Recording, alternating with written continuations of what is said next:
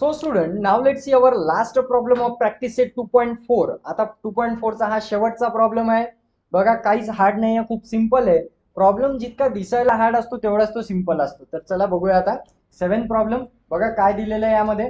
तर सुरुवातीला आपल्या जसं की इक्वेशनचा आपण लिहितो जनरल फॉर्म, हा ऑलरेडी जनरल फॉर्म मध्ये आहे. आता आपण डायरेक्टली काय करत असतो, एबीसीच्या व्हॅल्यूज लिहितो. तर बघा या इक्वेशन मध्ये ए ची व्हॅल्यू काय आहे 1, बी ची व्हॅल्यू काय आहे 2√3, ही बी ची व्हॅल्यू आहे आणि सी ची व्हॅल्यू आहे 3. तर अशा प्रकारे आपण एबीसीच्या व्हॅल्यू लिहितो. नेक्स्ट काय असते आपला बी स्क्वेअर मायनस 4ac, बी स्क्वेअर मायनस 4ac. पुट करा व्हॅल्यूज. बघा, बी स्क्वेअर म्हणजे 2√3 चा square minus 4 multiply by A ची व्हॅल्यू आहे 1 आणि मल्टिप्लाय बाय सी ची व्हॅल्यू आहे 3.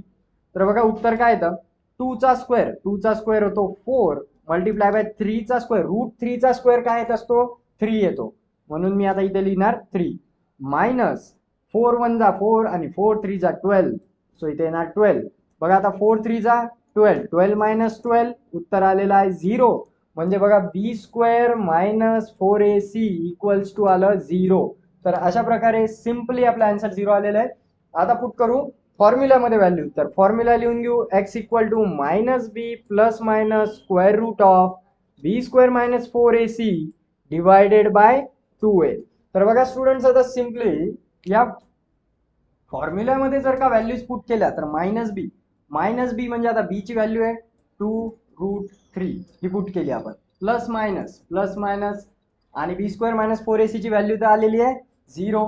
सो इथे लिहिणार 0 divided by 2 multiply by A ची व्हॅल्यू आहे 1.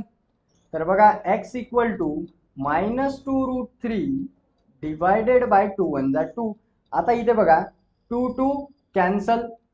आता बघा 2 2 कॅन्सल, तर x ची व्हॅल्यू काय आलेली आहे -√3. x ची व्हॅल्यू काय आली -√3.